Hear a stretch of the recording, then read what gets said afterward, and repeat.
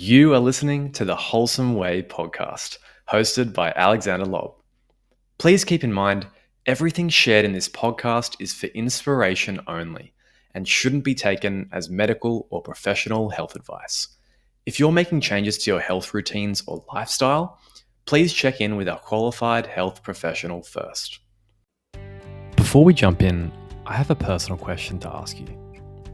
Do you ever feel like someone else is running your life and you never seem to have time for what you want to do? Are you at the mercy of the daily 9-to-5 grind, dreading Mondays, waiting to say happy Friday to colleagues, and thinking not long now until that Bali holiday? If that sounds like you, you're not alone, and there's a way around. The answer is lasting work-life balance. It's the key to all limitations and imbalances in life. It sounds simple, but have you ever actually defined what work-life balance means to you? I am now running a one-on-one coaching program to help overwhelmed full-time working men and women find a work-life balance that makes them feel in control, energized, and fulfilled in 90 days. And that's without giving up the things you love doing now. You might be saying, I don't need someone to coach me in my life. Well, not true. Think about it. Does a tennis player who wants to go pro like Novak Djokovic just pick up a racket and hit balls over the net all day alone? Does a singer who wants to become world class like Elvis Presley just sing to themselves in the mirror all day alone? No. They had a secret weapon, an amazing asset that guided them to unlocking their true potential, cultivating their growth, and skyrocketing them to success. They had a coach. If you want to boost your personal growth, advance your career, strengthen your relationships, unleash your inner creator, why not get a coach for that? If that's piqued your curiosity and you're smiling, nodding your head right now, click the link to my Calendly in the show notes below to book a call with me, and I'll show you how to create a life that feels balanced and fulfilling on your terms. And now, on with the episode.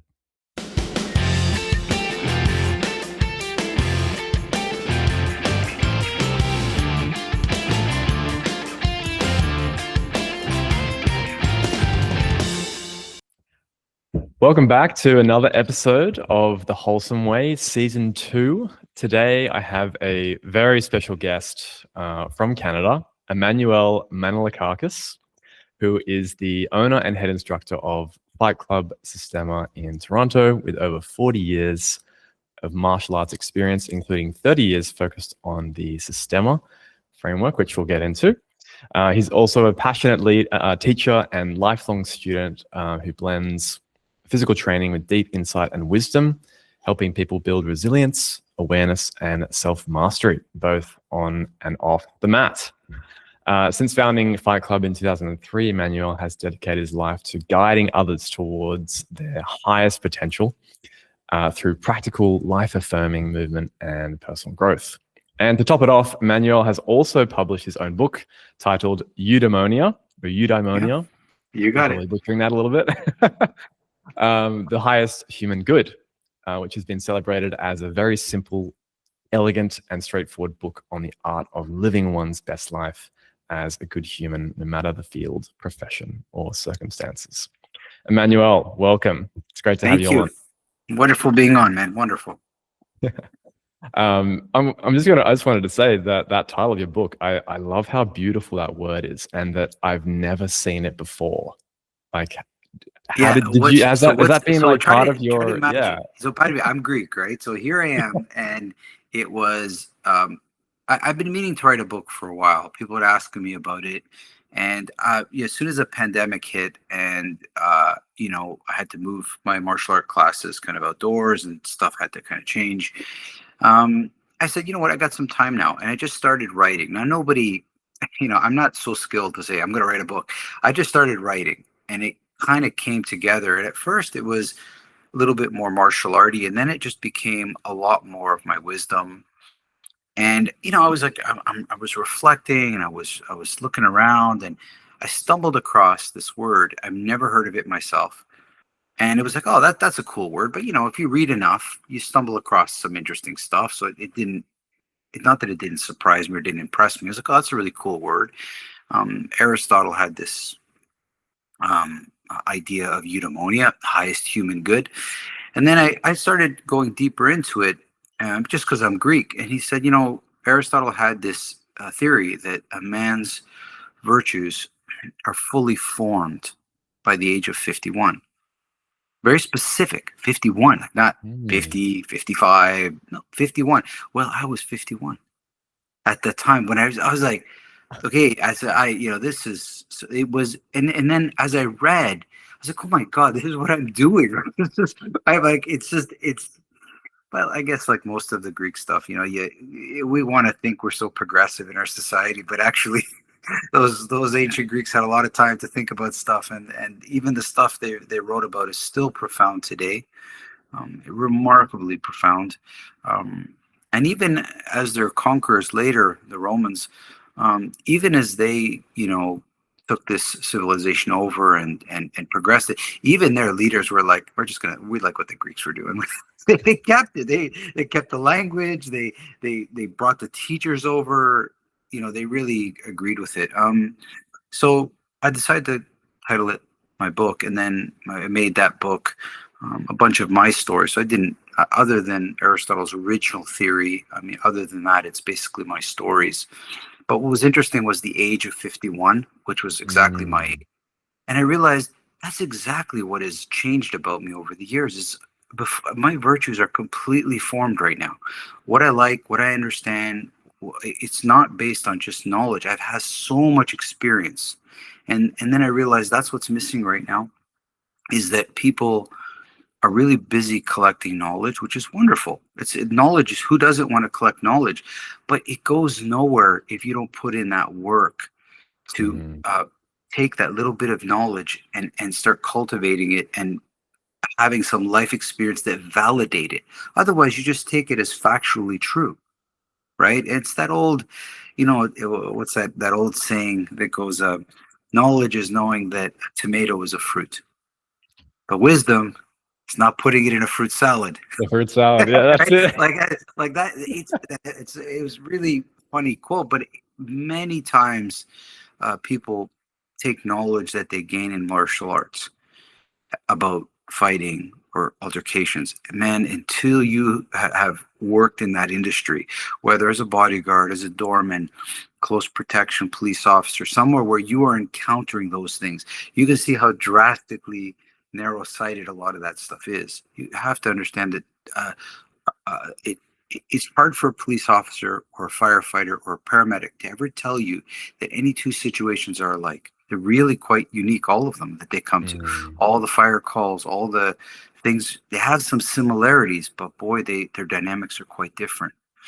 And so knowledge is great, but there's no context without your life. Like, how does it apply to your life? Right?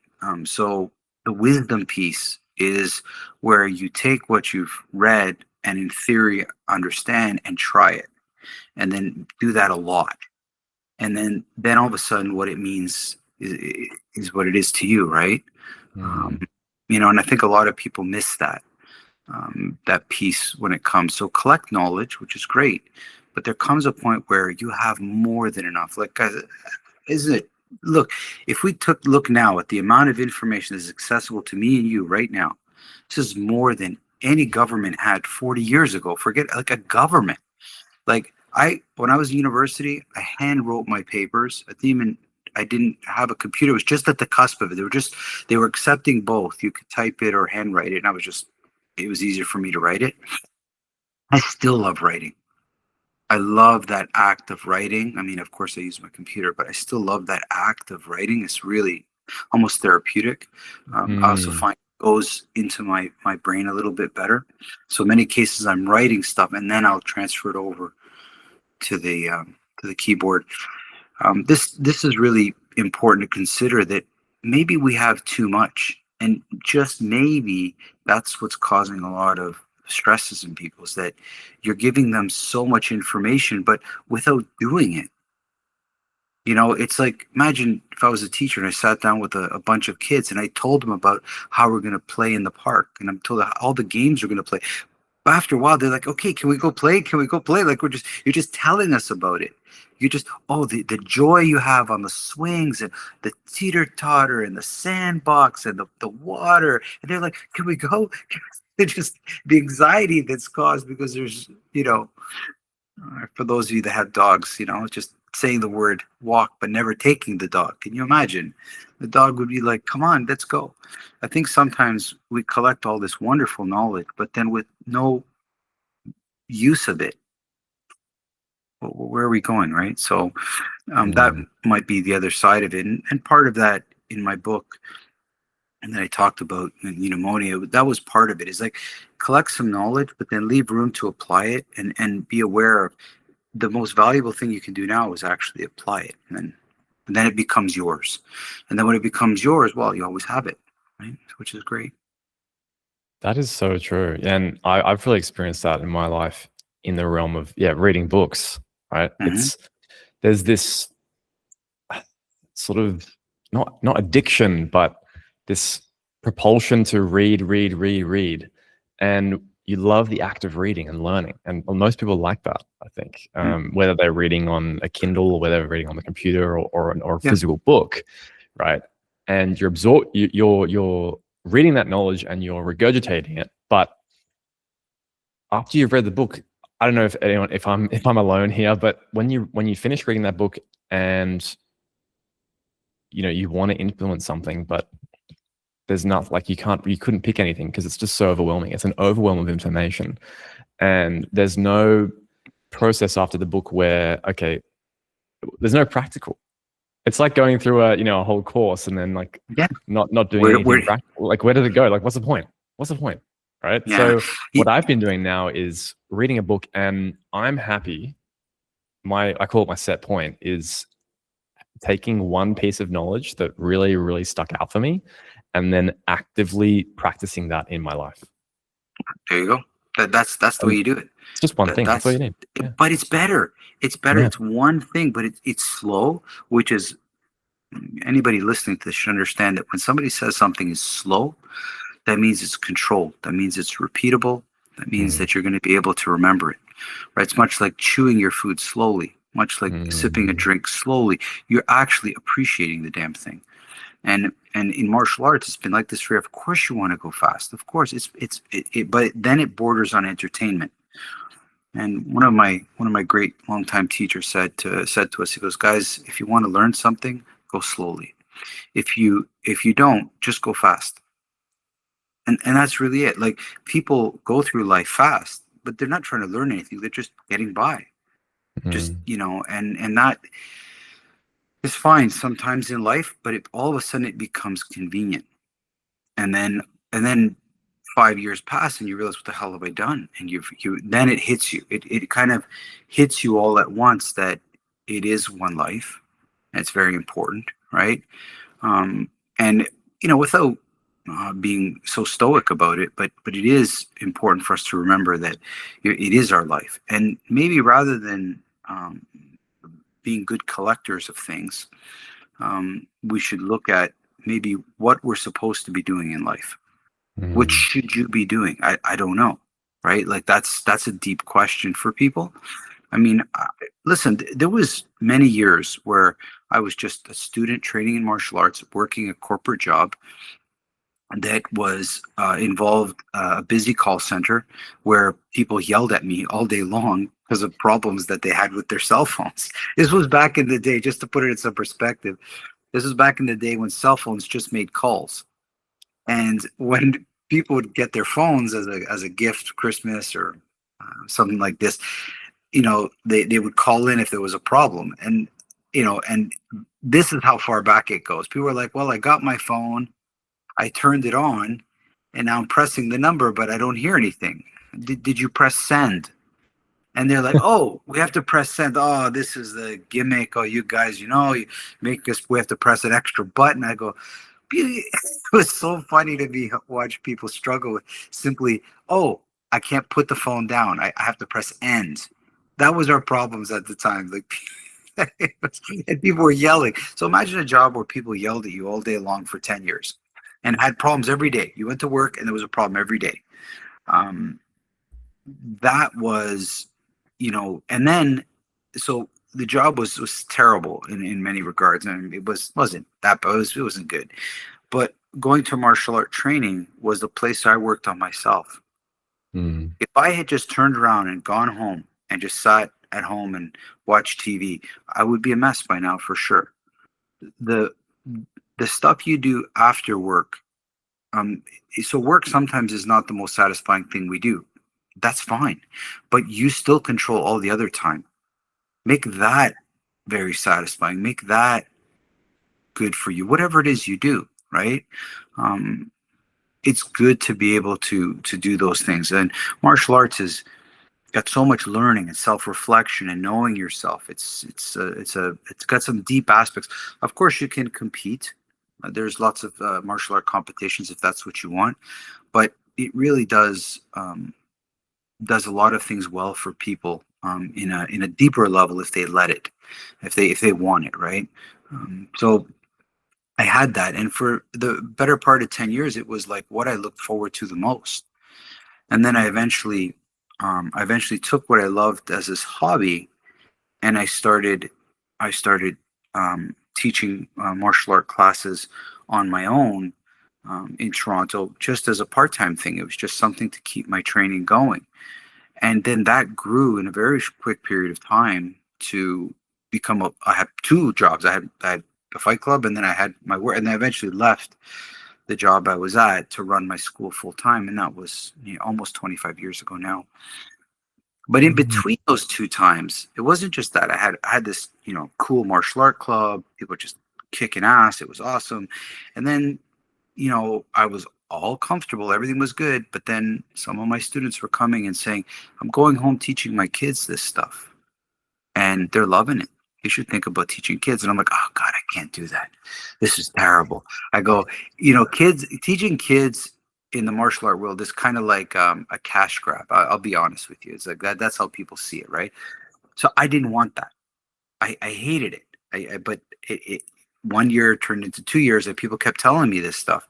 I was like, okay, I'll start. I'll start with a very small group of people because I've never taught kids. I didn't know. And it took me about 2 years to figure out how to teach kids. And because I had to do it on my terms, I couldn't do it for the money thing. You spend time in this world and you realize if you do things for money, it can bide you a little bit of time, but it won't make you happy and you'll resent Mm. what you. So I had to figure out, I come to terms how I'm going to teach kids. And I did. It just hit me after a couple of years that I need to see the kids as adults. I need to look at a 10-year-old and say, okay, how do I want you to be by the time you're 21?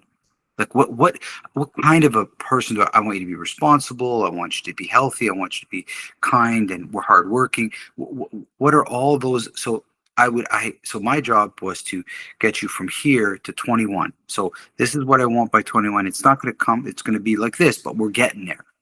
So I could Mm. envision that, and that really helped me understand how to teach kids. And then that program flourished. It blew up for years. It was incredible. It's still a very good program now, but it was like 30, 40 kids a class. I had like 3, 4 teachers helping me. It was all the parents of they were just, it was, and I mean, I'm sure on YouTube you'll find some footage of that stuff. That's pretty fun. And then shortly after that, I needed a new hobby now because I was, I'm doing a lot of martial arts, and I picked up archery, and that was 15 years ago. And then I started doing that, and I started doing really well in archery. And then some people saw me and said, "Hey, can you teach me archery?" And now I have an archery program. Wow.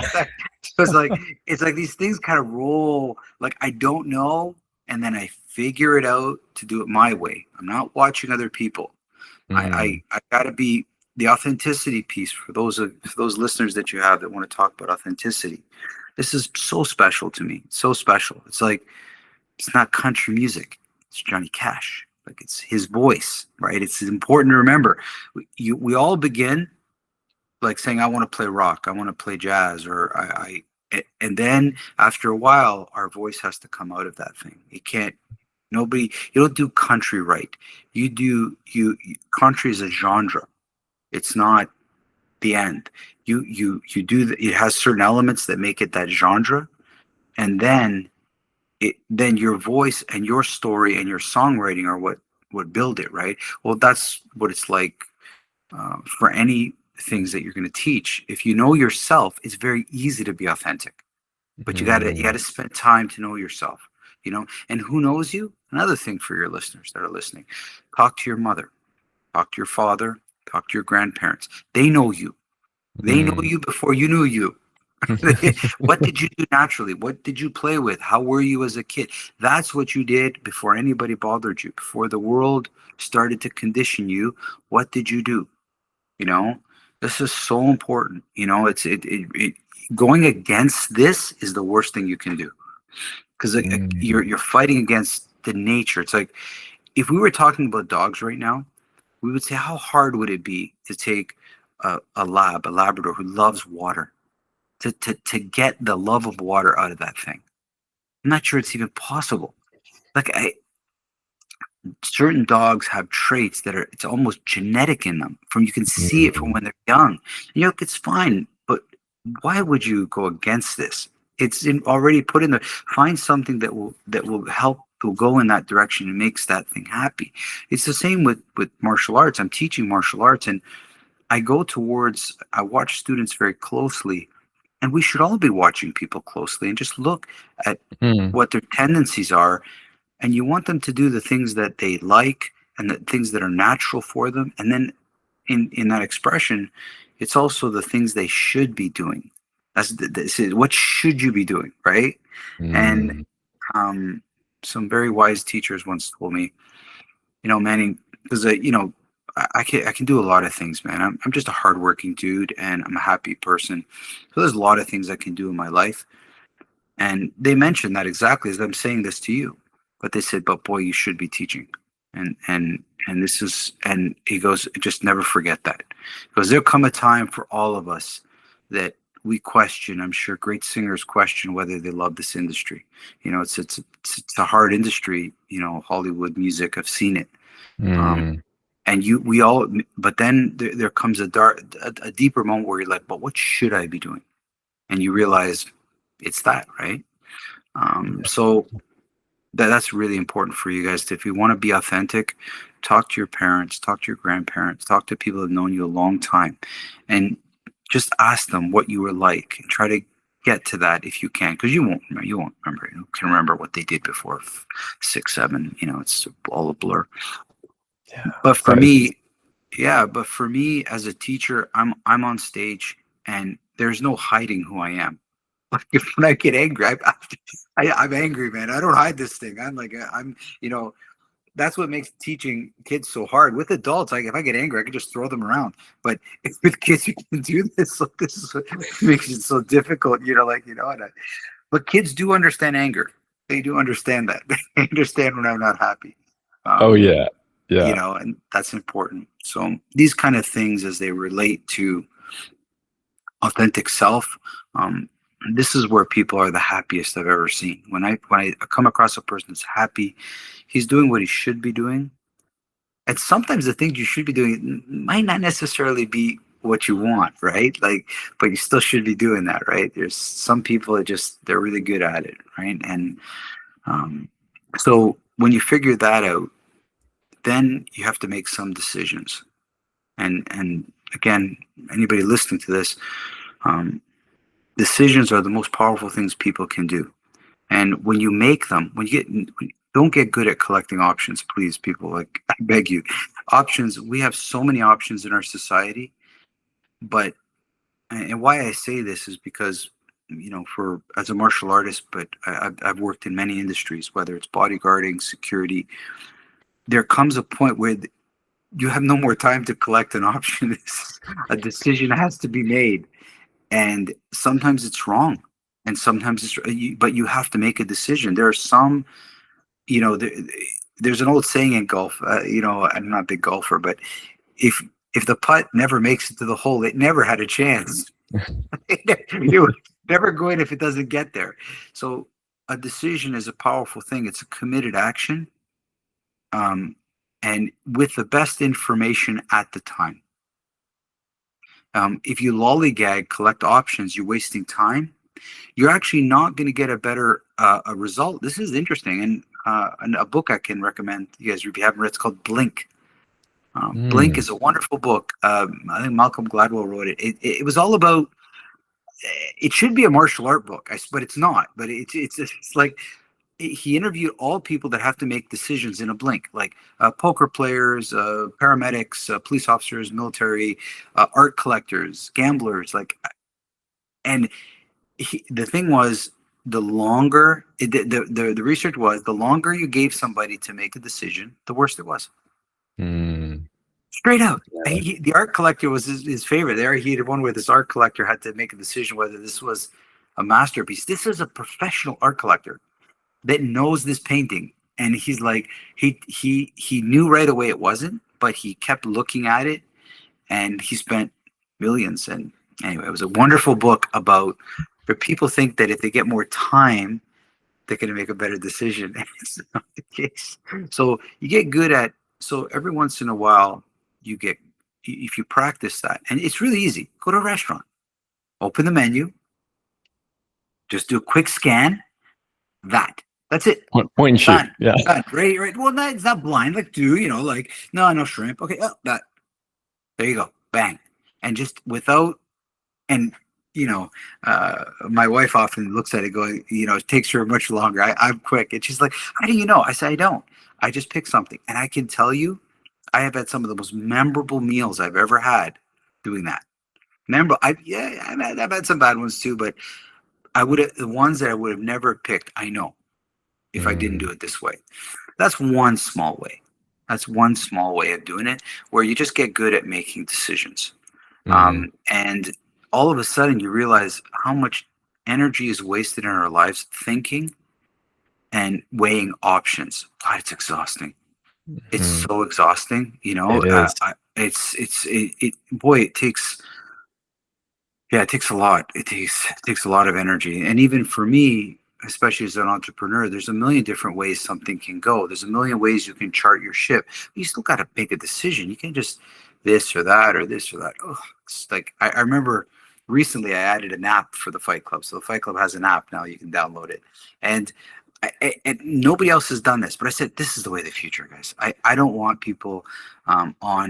I see what's going on in social media with Instagram, and it's just becoming so corny and Mm. sexualized. It's crazy. Like I just not, I don't want to go down that road. So if I want my students to not go there, because websites, I don't know, don't you find websites like old? Like it seems like websites have been around for like ever, and I'm like they're Yeah. the same. I mean, who goes to a website to read the site? You just what's the information like? So an app is so much cleaner and simpler. Mm. um, so I just dove in, and yeah, it was expensive, but guess what? It's the future. We need to embrace this. I'm not even. I think my prediction in a couple of years, I honestly don't think people are going to have a website. I just think people are just going to have app. Yeah. No, I think it's so. true. Yeah, I because don't. it's become a lot easier to make apps now. You can It's outsource so it, easier, and and yeah. people love it. It's not. It's respect of your time. I was going to read all this stuff, and most people with websites, it's all for SEO. It's all search engine optimization. It's not really for the end user. It's not. It's like, how did we get to this point? We were supposed to be about telling people what you did and what you were about, but now it's all SEO and a lot of text and Yeah, algorithms. So crazy. this kind of thing filters, for me, filters into like entrepreneurship, authenticity, martial arts. And if you do something long enough, how you see it has changed. And it's hard for maybe listeners to see that. But how long should I be punching and kicking people before I'm like, okay, that's enough? Like how much how much I coached a couple of high level basketball players. I'll leave it like that. We'll say at the highest level possible. And these guys have been bouncing a ball since they've been 5 years old. Mm. We go to practice since five. Like they do it without thinking about it. and Mm. there's other things that interest them. And they come to me not to understand basketball, but to understand themselves. And then through that process, so it was, I won't say names, but there was one, again, basketball player, really huge man, African descent, massive. Like with the picture beside each other, it's hilarious. Okay. He's 3 times my size. I'm just a massive man. And I looked at him and I said, he had a worry and a problem with contact. Remember, he's a big man, but so is LeBron James. He's a big man. So two big men colliding is never a good thing when there's a hard floor underneath them, right? So think about that. For all of you that listeners now, jump as high as you can and then fall sideways on a hard floor and see how that feels, right? And that's 3 times your weight falling, right? And there's no padding on them, nothing. So he had a fear of contact, and I have a good knowledge of this topic. And at one point, I looked at him. I said, he was such an attentive student. He was listening to me very attentively and soaking everything up. I said, man, how do this? How funny this looks that this huge man is listening to this little Greek guy all about contact. And he looks at me. He goes, in my country, everybody's big. And he goes, but it's the little guys that have all the knowledge and the wisdom, and we listen to them. And I was like, I was very profound. I was like, Wow, interesting. yeah, I've never, he said it so eloquently and so kindly, where he realized that I had something to share and he was willing to listen. But yet, and this was a high level athlete, no business, not no business listening, but he could have easily chalked up. But he was so interested in this concept of using a martial art as to better them, because contact is contact, whether it's through a fight or whether it's in football. I played rugby in university. Many transfers over of like, maybe you're not fighting to pin a guy, but you're fighting to get the ball to score a try, or there's elements of martial arts in a lot of contact sports. Well, it awakens the same instincts, right? It Even like awakens even exact same. on the soccer pitch, like I play soccer, football, Yeah, for the UK people, but it's the same instinct, the same feeling that you get. It's survival, and in some moments you actually get so worked up that it almost feels like a fight to the death. You're turning on those same ancestral buttons. Yeah, competition right? is like that. It's great. It's great. Contact is contact. Yeah. Contact is contact. Whether it's a hockey player, and I tell people, I go, it's funny. Some martial artists get so upset with contact, like somebody punches you and stuff. I said, but if you're a hockey player or rugby player, like I was, right? I didn't play hockey and I live in Canada, but I played rugby. A tackle is like, you don't give any thought to a tackle. It's a stop of forward progression, and you pass the ball off. It's like soccer. Like, tackles you, the play goes on. You don't get too emotionally invested unless it was a dirty move of some sort. But generally, a check in hockey happens all the time. Get over it. Yeah.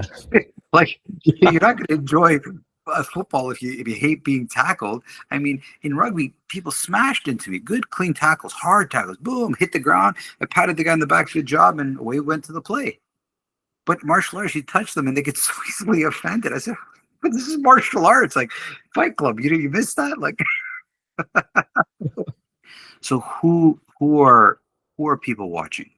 Unfortunately, social media has a lot of amateurs on there, amateur intermediate level people, and they're showing what an amateur intermediate level person does. Okay. And when I was in high school, I worked at my local high school gym. We had one in my high school, and it was just the basic weights. And then I went to university, York University specifically, up in Toronto. And it just so happened to be the same year that the Olympics was on. And this university just so happened to be the university that was housing all the great athletes that were going to go into the track. So Ben Johnson, that would be the one, the 100-meter sprinter, right? So here I am. I get thrust from a high school gym, which is hokey would be a good word. Okay, well, hokey would be like underestimating. It was really, I mean, basic stuff. And then I'm thrust into the track and field center at York University, which is a massive, has a track. The whole, anything in the Olympic sports that's on the track is there. Hmm. And who's training? All of Canada's, or most of Canada's, elite Olympic athletes. And there I am. I have access to this gym because I was a varsity athlete, so I had access to this facility. Nobody else could. It wasn't open to anybody else. And I watched professionals training, and I was like, I have never seen this in my life. And I still, to this day, it was the single thing that has shaped me the most, is that anybody listening, please go watch any elite athlete, gymnast, swimmer. Go, just watch, and you will see they are not doing what everyone else is doing. The amount of detail, the amount of patience, the amount of coaching that is around them. I used to work out for a couple hours. Ben Johnson was there training, and I remember his coaches, it was about 4 coaches around him, were working with him on his first 5 steps out of the blocks for those 2 hours. Think about that. His first 5 flipping steps. It was he was so explosive out of the block. He was the type of sprinter. It was all within the first 60 meters, and then he coasted at the end. He was so ridiculously fast. And anybody that, you had to be an idiot not to see this, because it was fast to see live. Like, it was, and he would be doing his weights like within touching distance of me. And the detail, the calmness, and the amount of focus on technique was nothing I've ever seen at a public gym. Mm-hmm. And what you realize is what you're watching is amateurs and intermediate level athletes show not only their skill, but their attitude. The attitude is the most important. When you look at the attitude of a champion, it's so personal. He's working on himself. He's in his own zone. He's like, this is the work I got to do. His purpose is clear. His mission is clear. Like, it's such a special sight to see and realize, I want that. And it doesn't mean to beat another person. It's like, I'm fine with people beating me and stuff. Mm-hmm. I have no problem. But I want to know that if I leave the pitch, or if I leave the field, or if I leave the tournament, that I left my best self on there. Not perfect. Nobody's can be perfect. No athlete can be perfect. But that you did your best. And then if that was good enough, great. And if not, it wasn't. There's no glory in saying you beat somebody. There is incredible glory saying I worked hard to achieve this, and everybody saw it, and you're appreciated for it. That's really special. It's only media that makes it a marketing thing of emotions, right? Because they can sell emotions, but the internal work that a lot of these athletes are doing, and how personal the work is to them, what it means to them, is so special, right? So that shaped me a lot, and I realized I'm going to stop using amateur hour and stop training in those ways. You don't have to be a pro, but you can have the attitude of a pro. You can say, I'm going to work with details. I'm going to get myself around the best coaches. I'm going to get myself around the best facilities that I can. And you just got to pick those sports. Like, archery is an incredible sport. I just last weekend, I shot with probably Canada's premier compound archers. That's the division I'm in. And about 4 people that were so talented. They were all top level archers. I was definitely the weakest in the room. And I sat there and I was like, I'm able to talk to them. I'm able to ask them about equipment. I'm able to, so pick a sport or an activity where the stars are accessible. There's many. Pick something that you could just walk up to them and ask them, right? So I really like those things. And martial arts, as teachers, the high level teachers can sometimes be elusive, but they're not untouchable. You can talk to them if you approach them properly, with a proper question, not something silly, but with a proper question. They'll tell you. They're happy to share, right, information. So martial arts has been great that way for me, in terms of letting me know or having access to great teachers and role models. Mm. I'm sure it's hard maybe with soccer, or football, like you say, Yeah, a um, little bit fun. if those English people. Um, it, it must be harder because the elite athletes are right up there. But man, that's not the only sport. There's other ones, right? But being able to be accessible Mm.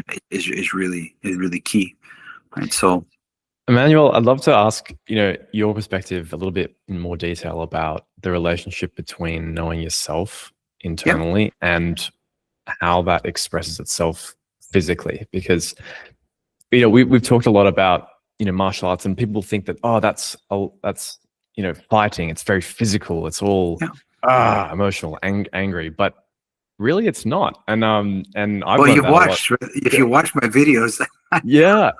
I'm Yeah. smiling and laughing. Listen, Definitely, because sorry, just yeah. one thing I Go wanted to ahead. say, because I used to do taekwondo as a kid, and Yeah. I loved it, but it was very surface level. I was not young enough to understand the inner workings of how martial Yes. arts can be used to harness something more than Hmm. just hitting someone or Of hitting course.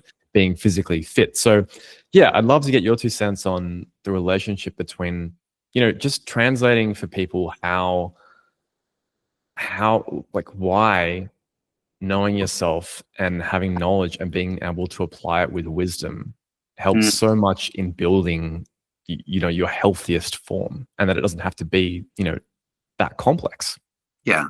So, um, great question. Martial arts, certain aspects of martial arts will elicit fear. It is obviously so. Fighting is, and if you're not afraid, you're lying to people. When somebody really wants to kick your ass, and you might even deserve it. Who knows?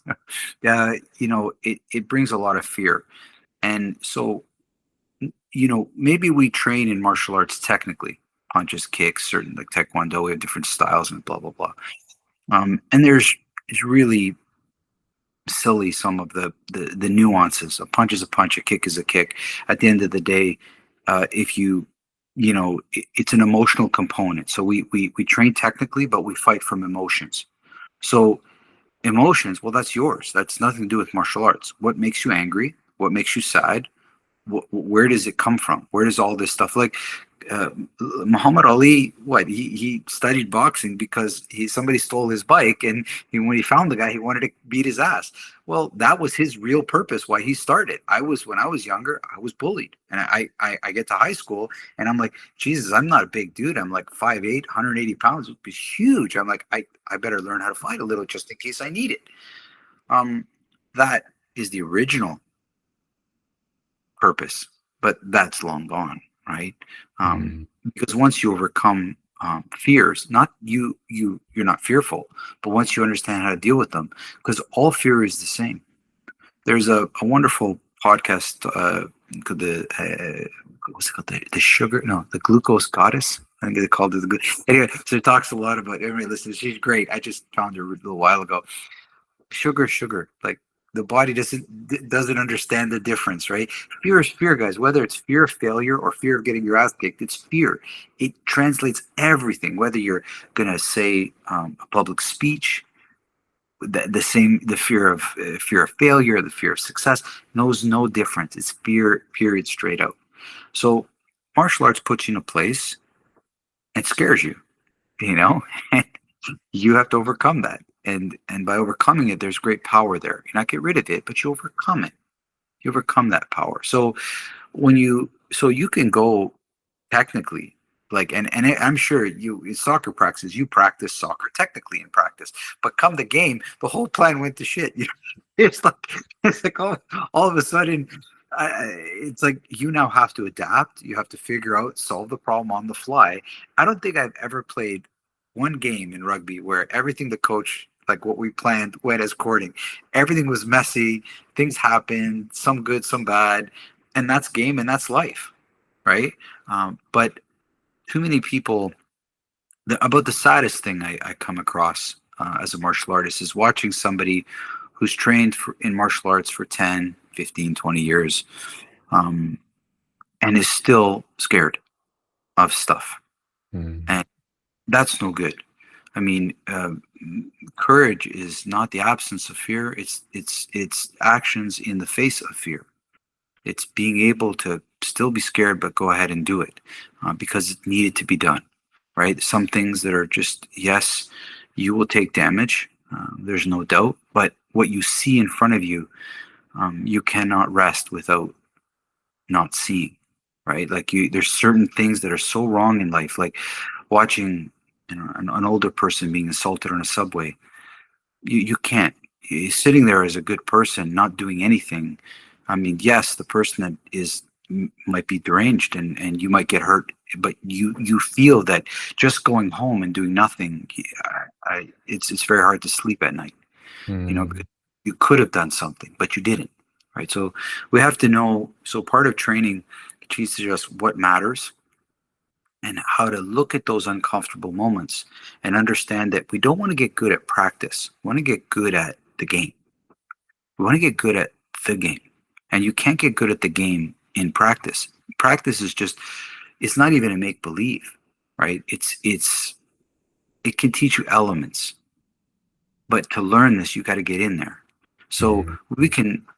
listeners can listen to these podcasts and they learn so much information, but then you got to get in there. And why don't you get in there? Fear of failure, fear of getting hurt, worries. Maybe I don't want to become the bad guy. Well, study how to become a good guy. Like that's my most wonderful moment in martial arts is watching two people meet, a bad person and a good person. You clearly see it. They're not, one's not wearing white, one's not wearing black. It's not that. Clearly you can see. But will the good person make the bad person good? Or will the bad person turn the good person bad? That's the skill of a martial artist. So you need to do enough to maybe change that person's mind. And I get a lot of people coming to the club, all in different states. Some angry, some a mess, some all kinds of people.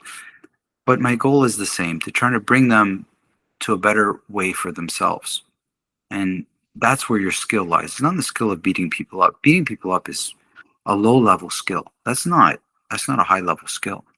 That's doing, you know, becoming a doctor is not a high level skill. Becoming a lawyer is not a high level skill. What have you done with this is what I want to know. Have you cured cancer? What have you done with this gift? Have you solved a civil liberty? Have you righted an injustice? Have you bettered people's lives? Like that's more important to me than the martial art you study or how to kick somebody's ass. This is, you know, and for me, it dawned on me about it must be maybe 15 years ago. I had stepped in a situation where a friend of mine got into some trouble at a bar, and I was that I was working at, and the fight just escalated. There were just many people fighting, and I'm not a big guy. I get it, but they kept sending people after me, and people kept dropping, and at one point, you know, I was surrounded. Nobody could come to me. Nobody could. I wasn't hit at all. It's hard to believe. I had a white linen shirt on that was covered in blood. It was none of it my own. And at one point, to my right, there was a young lad. He was maybe 20 years old. He was young, and he just has hands up like this. And he was here, but he was so scared. He was terrified. He was absolutely terrified because he saw what happened when people got close to me. So he was just on the outskirts. He wanted to look like he was fighting. And then I'm watching some situation happen here. All of a sudden, I felt, and I felt a punch right off my side of my chin. I look over at the kid, and he's terrified. He's like, "How did I hit you? Nobody could hit you. How did you not?" So he looked in astonishment that he hit me, and at that moment, I wasn't angry whatsoever. I looked at him and I said, "Fuck, I guess I had to get hit. It's a big fight, you know. How could I walk away from this without one punch? Gotta take one. Without even one." And so, and then sure enough, the police came, and there's just people everywhere. People are angry. I'm covered in blood. I'm just like, oh fuck, here we go. And I don't want to deal with the police now. And I'm like, here I go. And I'm trying to think what I'm going to tell my mother. And then, I sit down on the curb. The police are coming. They're interviewing everybody. The lady cop comes up to me and says, "Are you cut at all? You're covered in blood." I said, "Not me. It's not mine. It's all theirs." And she just looked at me like in astonishment. Walked away. They did some more interviews with people. Everybody's freaking out and pointing at me and da da da. And the cops are completely disheveled. Just you. There's nobody else. With just one guy over here. So at some point, I'm already figuring out, what lawyer am I going to call? I got to get out of this mess. And sure enough, the cop comes over and says, "You can go home." Yeah, I'm not going home, dude. Yeah, what's going on? He goes, "Man, I don't know." He goes, "But," he goes, "I I can't figure this out, but you're too calm to be guilty." What he said to me, he goes, "Guilty people jump around and he goes, only people like this are ones that knew what they were doing for a right reason." That's exactly what he said to me. And I'm like, well, that's interesting. Didn't see that coming. And then he says to me, I said, "I really don't want to go because I'm worried they're going to see my car and I'm going to have problems there." I was, "Oh, we'll give you an escort home. Not a problem." They gave me an escort home. It was the whole thing, the two things that stuck on me. None of the punches, none of the kicks, none of the knockouts, and none of that is registered in my head whatsoever. The fact that somebody hit me square in the face hard, uh, and it rolled my head, and I looked, and I was not mad. I've come a long way. I'm glad I wasn't mad. I could appreciate the courage that it took to do that, right? And realize that there's not right or wrong. Just he did something, and then that a police officer could say something like, "You're too calm to be guilty," and that's exactly right. I all of this was not my doing. It was an escalation from somebody else that I was trying to help, and the people that were fighting me were upset because they couldn't hurt me, and they just kept sending more people, and it just got uglier. I just didn't want any of the trouble. And for those listeners, that's not the end of the story. A week later, I go to my martial art. I go to my school where I'm training, and the front door opens 10 minutes after the class started, and five guys come in. They're all banged up, and my instructor was there. And I look, and I'm like, "Why do these guys look familiar?" I go, "It's those guys from the fight. They found out where I trained." And I ran towards them, and they all like, "No, no, no, no, no!" They all, "Stop, stop, stop! Man, what you did to us was incredible. We all wanted to come see where you trained and this art that you studied. It was the coolest thing I'd ever seen." And my instructor's like, just he wasn't amused at all of it. It's just, This is but like it was a like the funny. story from Karate Kid, except that these guys, weren't at Cobra Kai, Yeah, yeah, yeah. It was just really an interesting story. So Wow. I don't those things about how the internal calmness could make you appreciate in the middle of something as scary as a fight, that you could appreciate moments. That's how you know you've come to a good way. And I try to share this with my students in the club, and I try to share this with any athlete, anybody that wants to master something. um, a musician is trying to communicate a song or a story that is inside them through lyrics and through a song of some sort, a poem of some sort, right? Martial artists is doing the same thing. You're telling a story through your actions about who you are.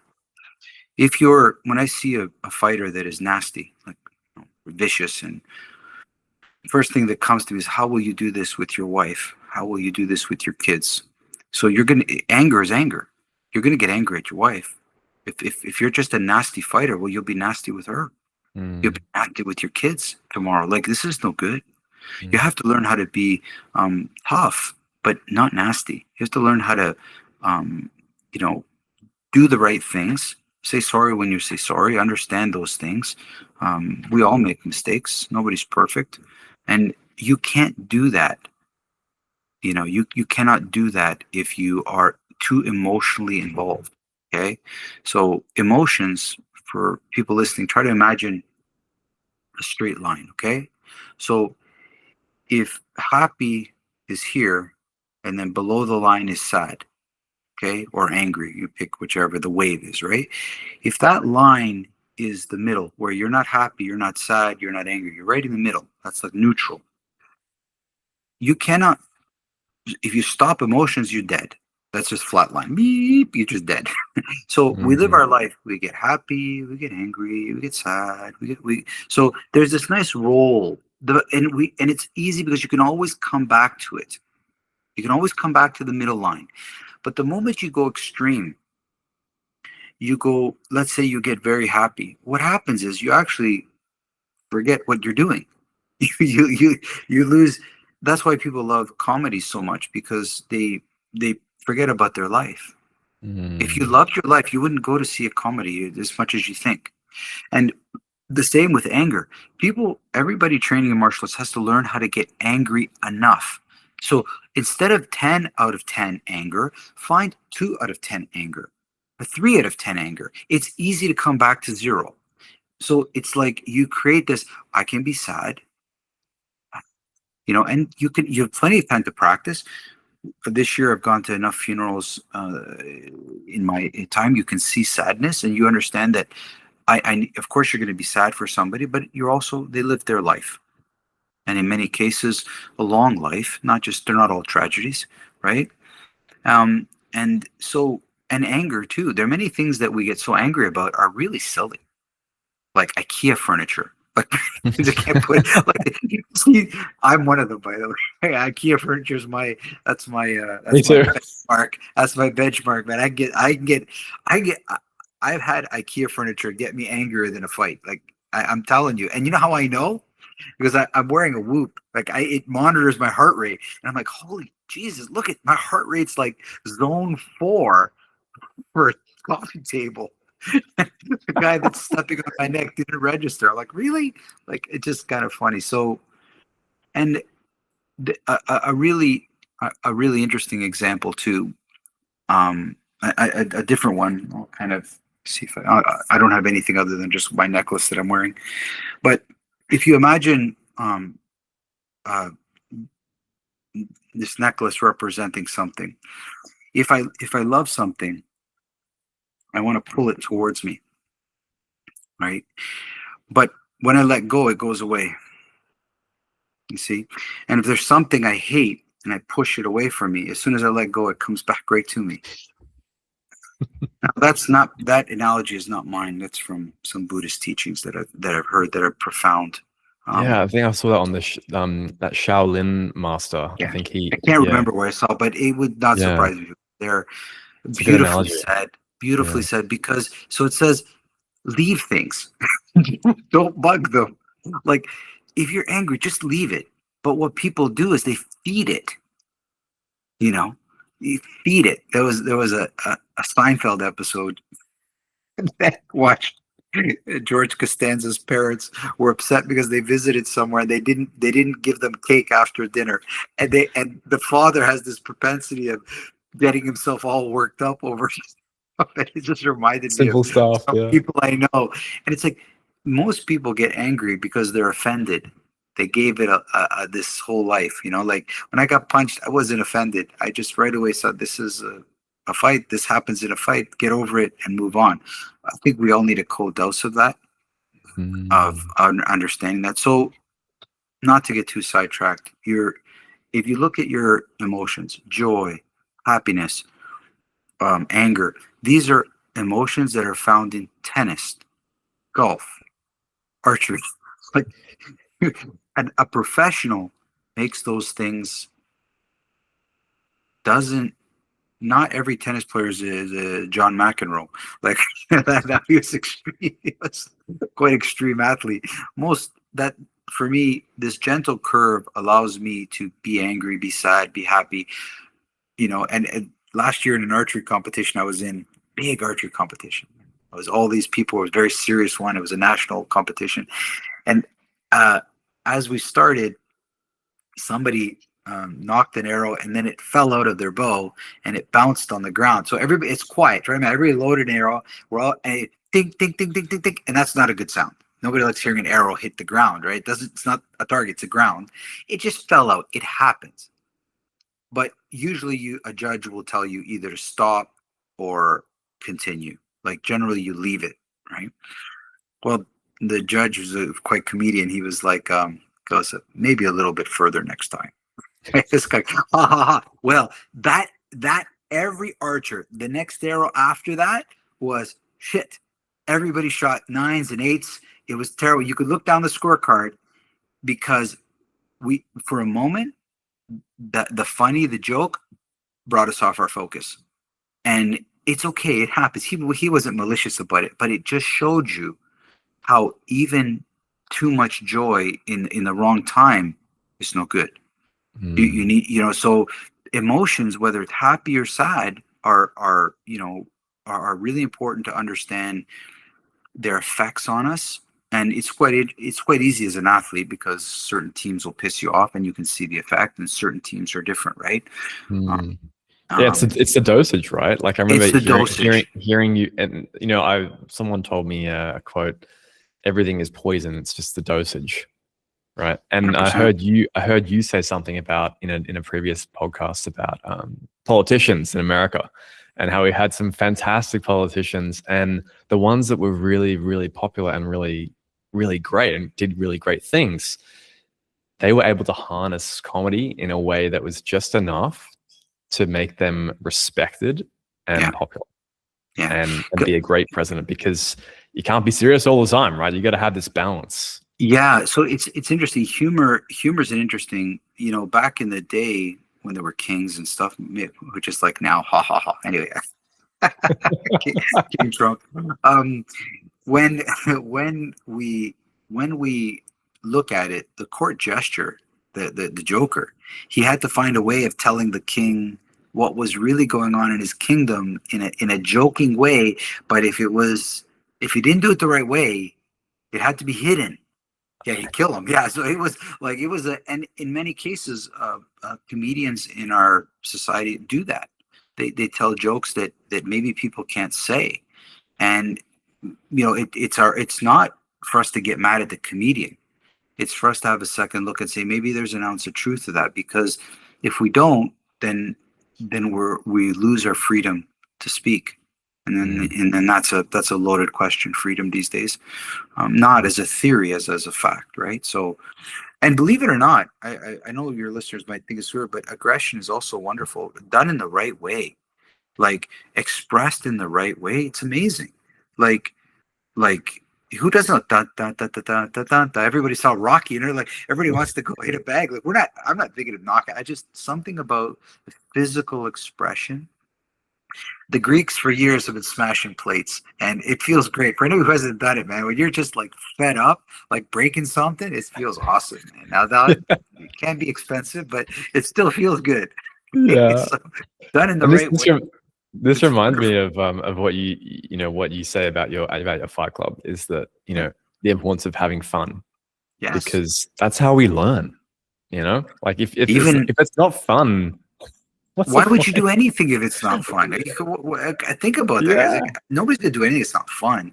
Yeah, now, otherwise you're below the line, right? Like the whole. And also, you can't access. I've never been an athlete. Like watch those guys in the Olympics that doing the 100-meter sprints, or the bodybuilders doing the big weights that are about lift. Everybody's trying to calm down. The situation is so intense, so serious. You don't need to be more serious. No paramedic is showing up more serious. No cops come in, paramedics come in, they meet the energy, and they need to meet it where it's at, and then they go down. They don't go up. The ones that go up, it never has a good ending. Never has a good ending. So this is where the intermediate level athlete thinks they know. But when you look at a professional, they're not doing that. They're not doing that because they have much more wisdom. The intermediate athlete has a lot of knowledge, but the senior athlete, the experienced athlete, has the wisdom of it, and you just have to watch what they do, watch what they say, watch how they interact, right? People that are really tough, they don't fight for no reason.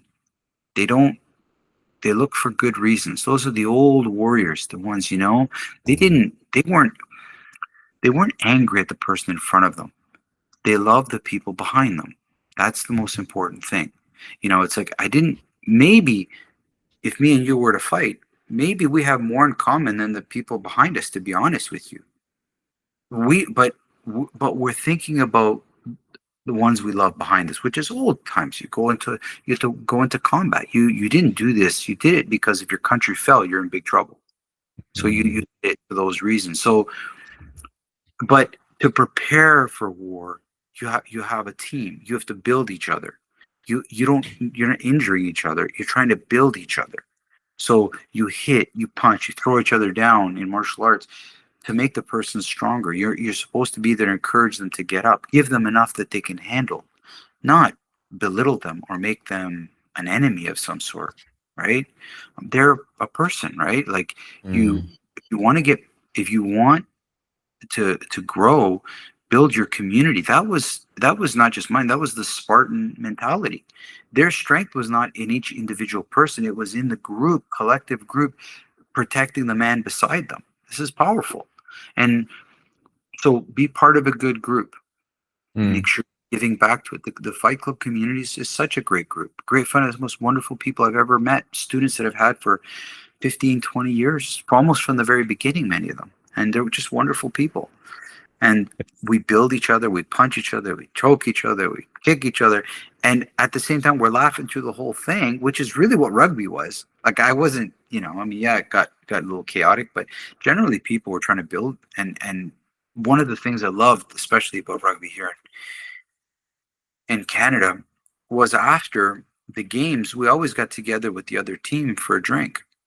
We Mm. always, after the game, whether it was at somebody's house or whether we didn't, we got to know each other. It was a small community back in the 80s. It was a very small community, and we got to know each other. And Yeah. and you realize, we're all trying to build this wonderful sport. It was still quite new, right? So it was beautiful. And martial arts, it represents less than 1% of the health and wellness industry. It's very small. There's no Wow. I time. did not There's know no that. time. Oh, just think of it. How many people do yoga? How many people do like just go to a gym? Like it's martial arts is very small. Part of it's Mm. because of the dedication and it's such a different mindset, right? You're not going to learn martial arts quickly. It takes time. Some of the Mm. best time you can spend, to be honest with you, but it's not for everybody for sure. But I will say that people do need to know how to protect themselves, Oh, not to yes. scare people. It's just important. Like the biggest reason is just your family. Like just the biggest Mm. reason is your kids. Like be able to do something in case. And I'm not saying worry about it. Till then, work on yourself. But then you also have this side benefit of like, if I need, I understand what to do. Not to kick people's ass. That's irrelevant. And when you have kids, you need how to get them to safety. You need to know how to move them. You need to understand, as a protector, as a bodyguard, as someone that is responsible, you need to understand how to extricate people, not how to fight. Fighting is long. It's too involved. Mm. The only way it happens in the bodyguard world is you have specific jobs. The first are the people that get the client away. But you're one person. You don't have time to get hooked up with some guy that wants to fight. You got to take care of your family and get them to safety. Yeah. It's the way of So the peaceful warrior, right? peaceful The warrior, way, yeah. well, the peaceful spiritual warrior. That's what I was going to Spiritual, say. yeah. Yeah. And Yeah. the spirit, and you see some references to that in my work, where I talk to have a spirit. I can't stress this enough. It's it, it might seem a little heebie-jeebie to people these days to talk about spirituality, but for a warrior or anybody close to death, anybody close to this real level, it is very spiritual. Um, Very few atheists in the trenches, as they say. Mm. You're going to pray to something, whether you like it or not, when you're in that dire. And for me, I'm not spewing out lore from some church or some Bible. When I've been in my darkest moments that said this could be the last, um, it was there for me. And those are the things. It's like if you were a good friend of mine and we were friends and everything is fine. But then in a couple of fights that I got into, you stood beside me. and we went at it. The type of friend you would be different than others. I would never, I would forever be grateful, right? It's not so. Making that connection to spirituality is like when it's there for you in your darkest hours, you'll never forsake it because it was there, right? It's like it didn't. You could be the worst person, but if you were there for me, I will forever, And I have some memories of people like this, and they're not perfect people, but they were there at that moment for me, and that's special because there were a lot of people that weren't, that should have been, but then weren't. And I think that's one of the great ironies of life. And people listening to this podcast is, um, life is never like it never makes sense. That's why if you're this logical person, just understand there's so much of life that I have no idea how it makes any sense. Yeah, your logic won't always be able to take hold It of actually and might be understand, opposite. right? Yeah, It might be opposite, to be honest with you. And that's why with my kids that they're in their they're midway and towards the end of their university years. They'll always try ask me for advice, and I always preface it with what I'm telling you might be completely wrong because your world is changing so fast. We're coming at it at a time when the world is literally lost its mind. Literally, I think every single I this year I taught in 3 different countries: States, Portugal, Greece, and I everybody's saying the exact same thing. It's remarkable. No matter where it was, everybody said the same thing. I'm not trying to say it's right or wrong, but between the shenanigans that are happening in the political realm, and then you have this incredible. We're coming out of a pandemic that was, so changing for our society, for groundbreaking. workplaces around the world. Like, didn't matter if where you work, you stayed at home. You like everybody, it changed everybody's lives. I'm trying to think of one event that changed everybody's life in one moment, like that I've ever encountered. Right? I mean, yes, you had tragedies, an explosion, a bombing, a terrorist act, but we're talking the world. Stay home. It's really remarkable. It really is. It really, and then now you're having this pivotal moment where all this computer information is cumulating in what you got in AI, and I know nobody's ready for this. Like I have seen it. Nobody's ready for this thing. It's gonna. So you have this meeting of like perfect storms from all level. It's like an earthquake, a tsunami, and a tidal wave. Like so for all the young kids, the courage that they're going to need, the mental strength that they're going to need is going to be much more than I needed. So they're going to internal work, spirituality, mental clarity of mind is going to be front and foremost in their world going forward. Wow. That. Can I ask you? So we've been talking a lot about wisdom and the difference between wisdom and knowledge, and you're so right. Like you are so spot on. Like I think everyone can attest to this, and that the internet has just flooded us with this knowledge without any wisdom, and thinking that. Yeah, and thinking that we know everything, and yep, we're all good. We're good to go. I love to make things really visual and concrete and practical for my listeners. Yep. And I'd love to ask you if you could put a number, a ratio on mental / emotional, spiritual versus like the physical side. Like what is the ratio? Like 90-10, like 80-20? Because the people that I'm really feeling for is people who are going to the gym. They really believe that they need some more physical activity in their life, which is great. Martial arts, soccer, we talked about rugby, archery, all that stuff. And you'll see people, in the gym, like being really technical. And you mentioned technicality on, okay, that muscle is, it's a bit out of proportion from this one. What is the ratio in your experience between physical and the mental, emotional, spiritual? So it depends. It depends on metrics in some ways, right? Like it was good enough for me when I first started martial arts to just take a person down, and then I started to slowly expect more from myself. And it's just like a parent that slowly you expect more for your kids. Make your bed, make your dinner, to help your sister. Like, you start to raise your expectations. The internal work is where your identity lies. It is who you are. Okay. So we're not talking about borrowing ourselves. We're talking about finding ourselves. And the thing is, we change. The same man I was at 40 was not the same man at 50, and it's not the one that's getting close to 60. Um, Things matter differently to me now. I want to see people happier. I don't care about all the other stuff. My question is not about car you drive or how big are you, or I'm 5'8", 180 pounds, and I work out all the time, and I have as much fun as I possibly can when I work out, and I also want to learn as much as I can while I'm working out. Um, I want things to be um, I want to be aware of them inside.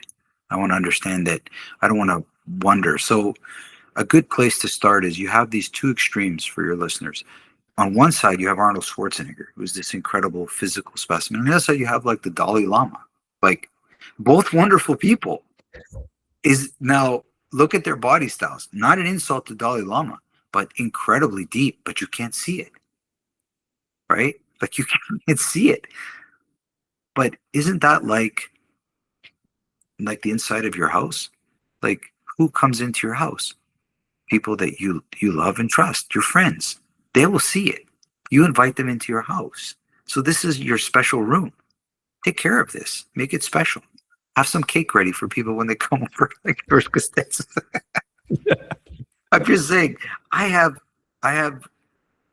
the internal work is the most important work that we can do.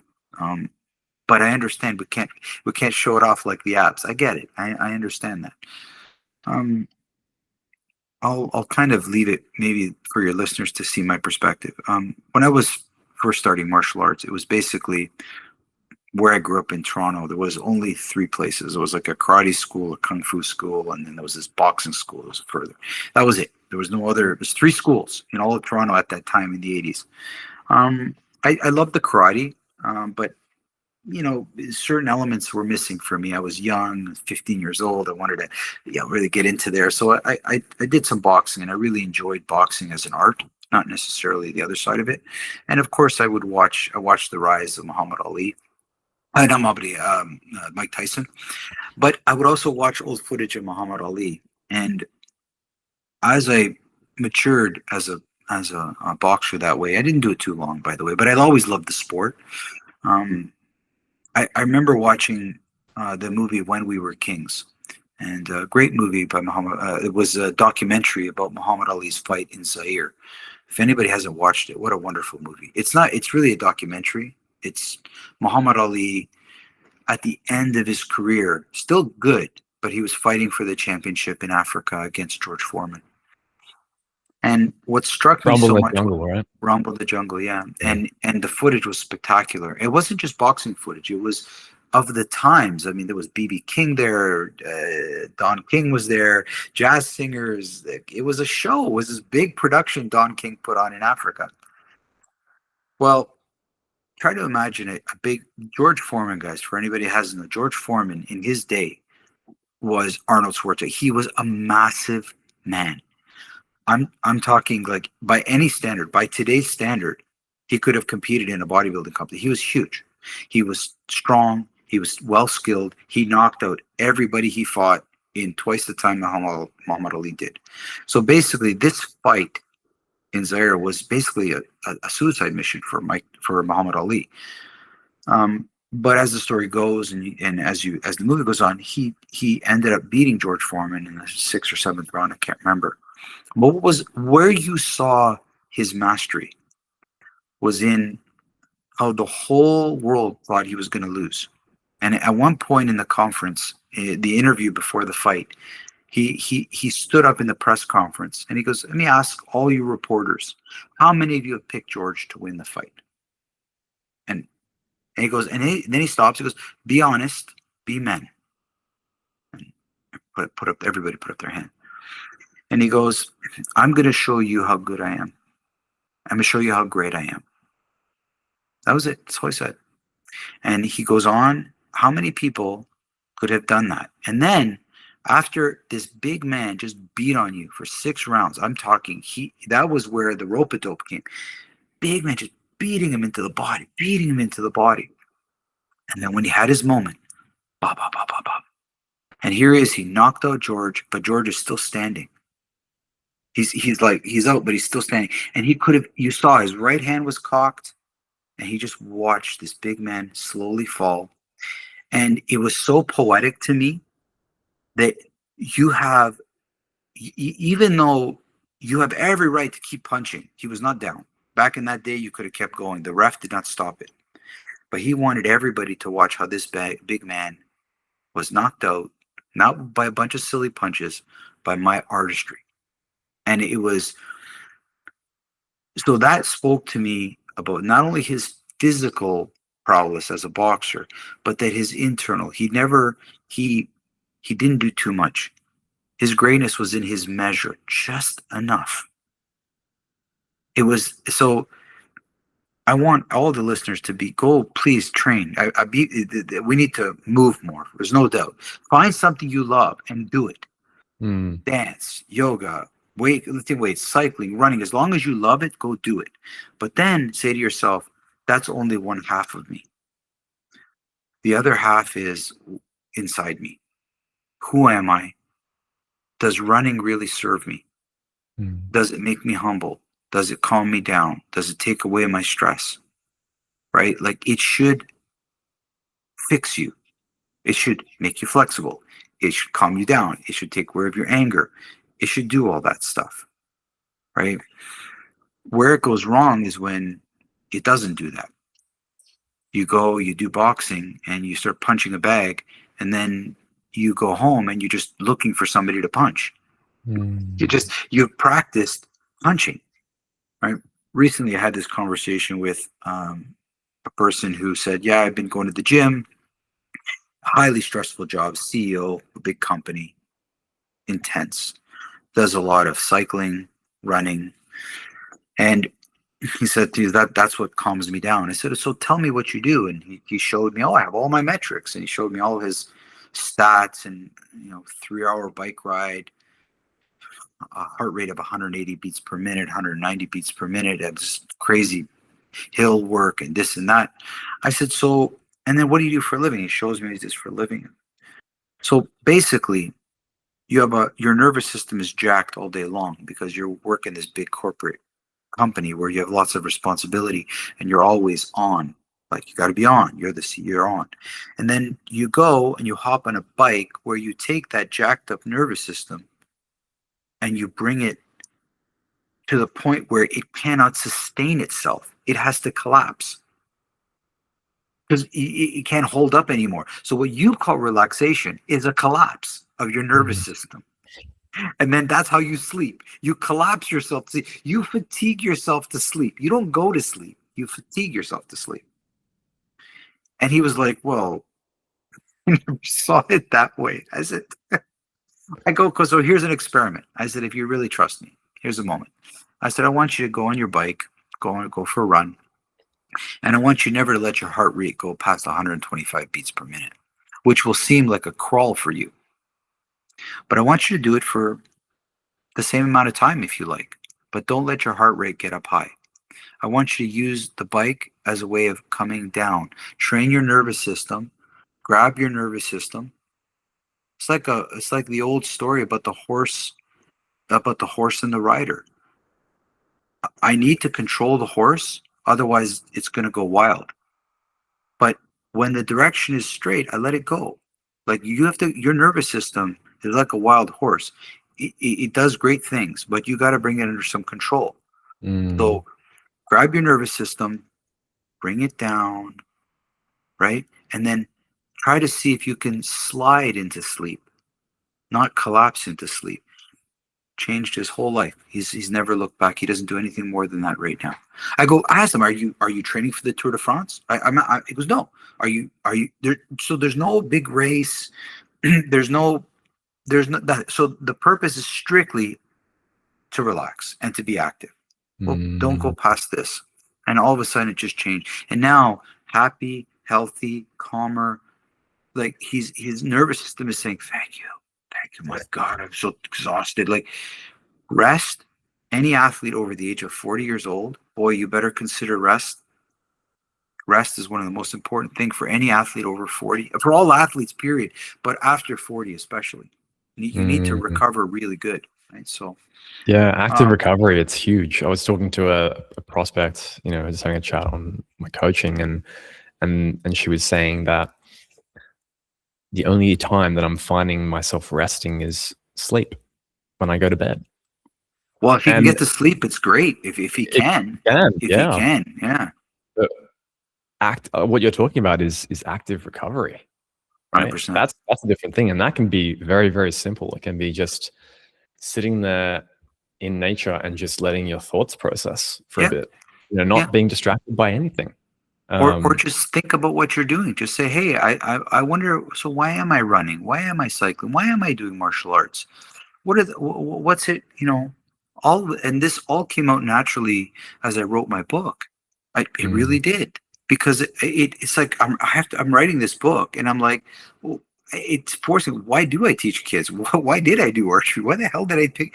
I mean, I don't need to beat anybody up now. So why am I doing martial arts? I'm doing it because for me, right? I'm doing it for those things. Um, and you make it personal. So you said this ratio of like I I I see a real propensity for people to be very sedimentary, and the cell phones haven't helped with all that stuff. But I will tell you, move. People should move. Make sure you have movement every day, at least 30 minutes of some sort. And please don't do things you don't like. If you don't want to run, please don't fucking run. Sorry, don't mm. run. Just I can't. Why would you do something? Would you put on a song you didn't like? If I didn't like death metal, why would I put death metal on my radio? If Great you don't, analogy. Yeah. why are you running if you don't like to run? I used to love running until it was bad for my knees, and then I stopped. But I loved it because it was meditative. For me, it was just I was working in a stressful office, and just being out into nature so do things that you love. You love to swim, go swimming. You love to cycle, go cycle. You like martial arts, do more. You like dance, you like yoga, do the things you like. And then in equal portion, if you can, stop for a second and just slow it down.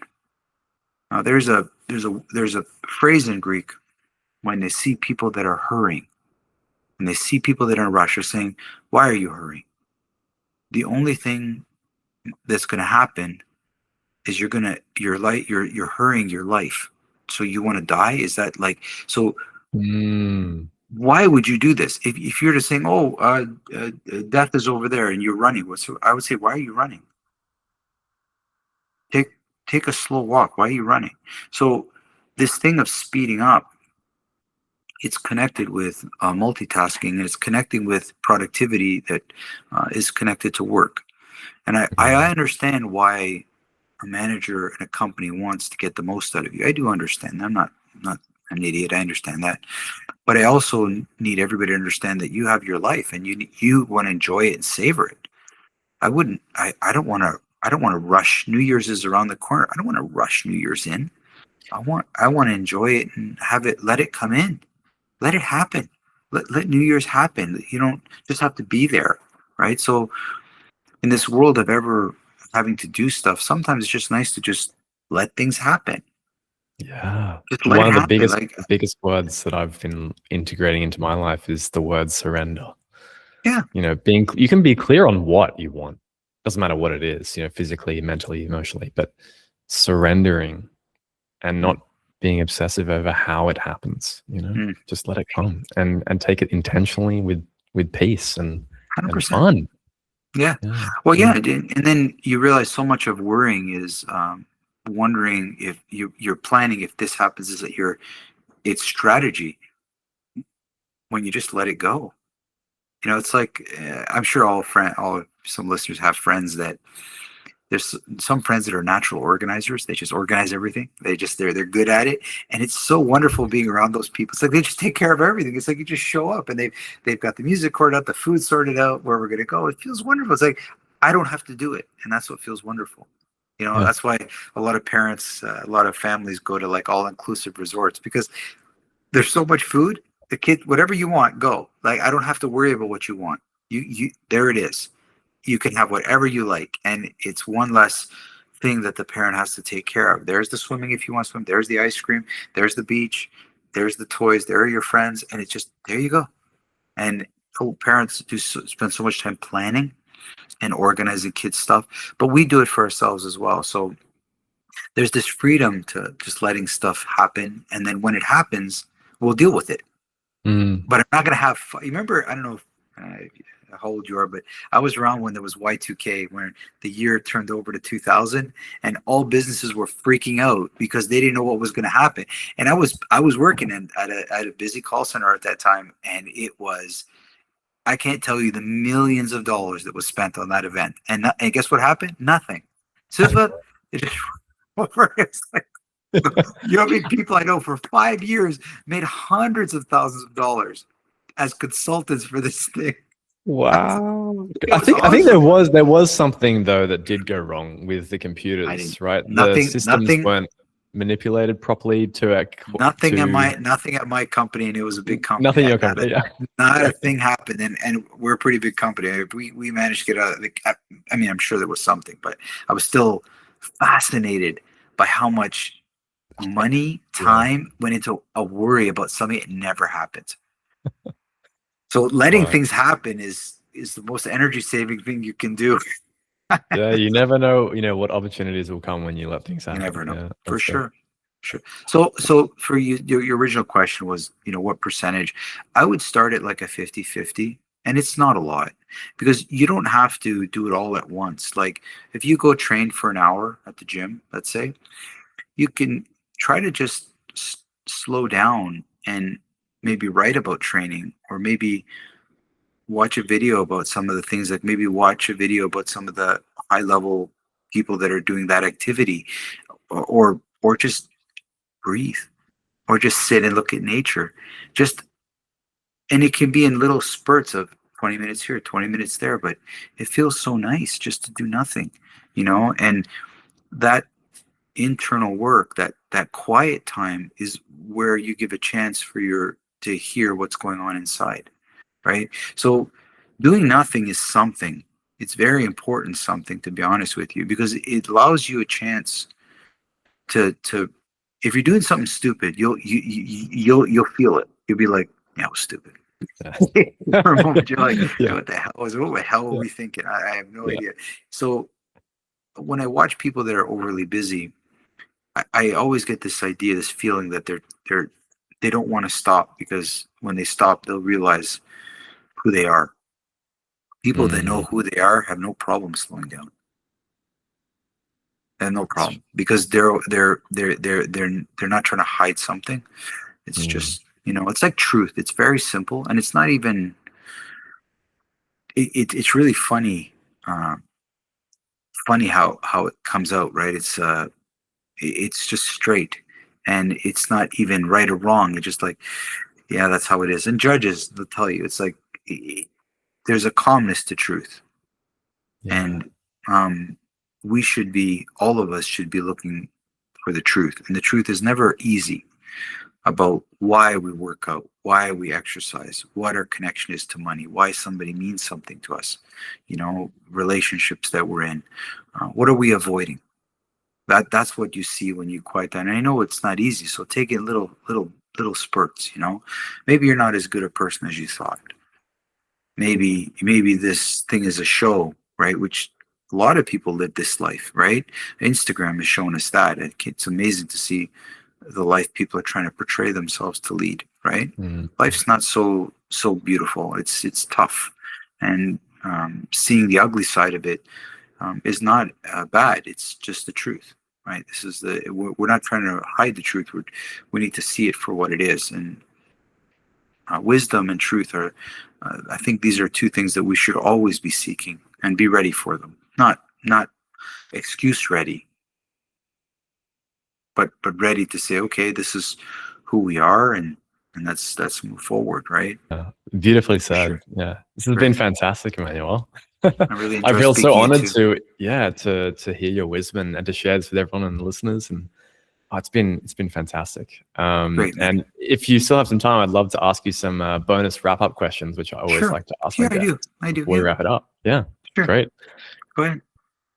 We're all human, and I love to ask this question because it cracks a few laughs, a few smiles. What's your number one guilty pleasure? Oh, I have a sweet tooth, man. I try. Like I'm not gonna lie, man. I've controlled it watching the Glucose Goddess, but I still have, but I still have a propensity, so because my mother's a good baker, so she's so incredible sweets, and so I put the if it's fresh and it's made by somebody at home, like not necessarily store bought, I'm gonna go have it. That's it. I'm not gonna feel bad about it either. Good homemade apple pie or some of the Greek sweets. Oh God, they're so good. Like it's hard to stop. It's I don't know who could. It's really Yeah, hard. So that's one of mine. love it. What's one book that changed your life? Oh, there's a lot. The Blink was a good one. Thinking in Bets by Annie Duke, a great book. Um, I'm reading one now called On Freedom. Uh, in if Timothy Schneider, I believe I'm probably butchering the name of it too, but the book's called On Freedom. Excellent, spectacular book on concept of freedom. Profound. Annie Duke's book on thinking in bets is wow, making decisions when you don't have all the cards from a card player about life. Mm, Profound. As we do not, everybody here has to make decisions without all the cards. And her explanation of how she goes through poker to become a world champ, where I can't stress enough that book's been really, really good. There's many more. Blink has been another one. There's just so many. Creative, or Be Creative by oh, now I can't remember all the authors. You put me in the spot. You asked me for one, I'm going. Um, there's so okay, many. There's so many, but those ones are a good place to start. fantastic. I'm not even And finished the On Freedom. The On Freedom one, I'm not finished yet. I'm not halfway through it. It's already pretty profound. So that's my latest one. fantastic. And I know we've talked a lot about life lessons, but if you could put it to one, what's the biggest life lesson that you've learned to date that's helped you become who you The are? patience, patience, dedication. Really, I patience. Um, they talk a lot about it in martial arts, but I see people have very little patience these days. It takes things take the time that they take, and in this society of go go go, rush rush rush, now now now, people are missing out on some of the most profound things that come in life when you're patient, right? So just be more patient, right, with people and yourself too. Like in yourself, like we don't learn the same way, guys. When I first started martial arts, I couldn't do a front roll. Front roll, I could do it, but it was like a block. Tuk, tuk, tuk. It wasn't smooth. And then I watched kids come in one day, they're doing a perfect roll. I'm like, it took me 6 months. I don't know why. It was probably because I was so muscular and it just never came smooth to me. Um, it takes whatever time it takes, and stop. That's the when people have lack of patience because they feel that they're no good at something. It takes whatever time it takes for you to get it, and that's all that matters. But martial artists, some learn it very quick, others takes time. I can't say one is better than the other, but I think in this day and age, the more patience you can muster, and then not just endure it, but love it. Like all the great people will say, if you lose a pound a month, it's probably never going to come off. It's never going to come back. So it's never going to come back. If you lose, so this propensity for fast results, but they always come back. It never solves it. Mm, Slow patience will make permanent changes, and then you can really grow with incredible momentum in life. But if you're always wanting go go go and fast results, it doesn't yield the same results. Majority of things I've got in my life have been with an immense amount of patience, and if people are listening and they can apply even a little bit, you'd be surprised how many benefits there are to you in those moments. So profound. Thank you. Yeah, I think we can all do with a bit of patience. Definitely. Please, especially if you have kids. Yeah. That's it. The greatest gift of all. And where can people reach out to you and follow you on your journey I'm of so Wholesome? so. Because yeah. I've got my website, fight-club.ca plus mastersmethod.ca. You know, I'm on social media, so people can reach me in those categories as well. Um, I'm really accessible. I'm on LinkedIn as well. I mean, you can find me if you put in my name. I'm usually pretty good at responding to people. I get a lot of really good people from around the world asking me questions. I'm always happy to help, guys. I'm always happy to help. Um, People, as long as they're willing to do the work, I'm here. So it's I have some knowledge, I have some wisdom. There's no point taking it to the grave with me. So if I can share it and it helps people, that's the best. And you can order the book on Amazon. It's pretty easy to get. So I've Oh made yeah. it as simple as possible for people to get. So if you just type in my name or Eudaimonia, you'll find my book. And I always appreciate anybody reaching out. It's a simple book. And just recently, a teacher from a high school ordered 5 copies and wanted it in the 5 classes that they have. And it Oh, was crazy. And I was, amazing. yeah, they said it's such a simple book and it talks to teenage kids really well and about because I went back to my life and one of the kids within a week of reading the book reached out to me on social media, said, "I read your book. I just can't tell you how much I really enjoyed it." I was like, "Really?" So it's quite a simple, but it's also says some of the stories that I haven't shared before and about my life, so that people see it's I've gone through a lot and I've learned from a lot. And I've made many things my teachers, not just people, but things my teachers. And if everybody can do that in their life, you realize that you can self-teach yourself pretty much anything if you're willing to pay attention to the lessons that are being taught to you, but you're not learning. That's it. Attention, right? Being aware. Attention. Yeah, Yes, yeah. yes. It's happening. Your life is happening. So be attentive. Yeah. Oh, incredible. That is, yeah, such an inspiration, Emmanuel. And I look forward Thank to you. getting to know you even more. Please do. Yeah, Yeah, I'm around. yeah, I'm yeah. around. And I'm Uh, gonna get a copy of that book because Please yeah, do. it's, Please do. And one other thing, if I've recently installed an app for the Fight Club, and it's where I put some of my most profound stuff because um, I think social media is unfortunately changing a lot, and this is a place where people can go. There's no notification. There's no like, if you really want to find out what I'm up to and what I'm doing, whether it's my teachings, it's there mm, and you can go and I'm not hiding it, it's all there, but I want it to be self-directed, not flashing in your face. Like when you're ready, I'm there. mhm. And so it's just simple. It's Fight Club Systema. It's on Android or Google. Just download it. You don't have to be an active student at Fight Club. Everything is there. You can just sign up, takes 2 seconds, and all my articles, all my videos, all the stuff is there that you can makes it accessible. Wow, so much generosity. Thank you so Yeah, much. well, what's like I said, there's no point taking it to the grave. You might as well share it with Yeah, people. I love that. It's such a good value and virtue. Yeah, appreciate you.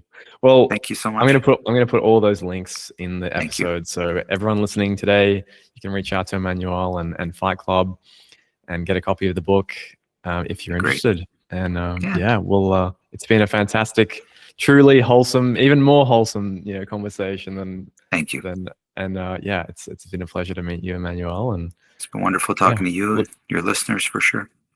I hope something resonated with you in this conversation and that you've taken a practical tip or two to set you on your wholesome way. If you liked what you heard, please give The Wholesome Way a follow on your podcast app so you know exactly when each weekly episode is ready to stream. And if you would like to be super generous with helping me grow the podcast, click the share button and send it via an Instagram story, a DM, or a WhatsApp message to someone in your family or close friends who would truly relate with the themes, ideas, and practical tips in this episode. As always, thank you so much for taking the time to listen today and for joining me on this incredible journey. Stay wholesome.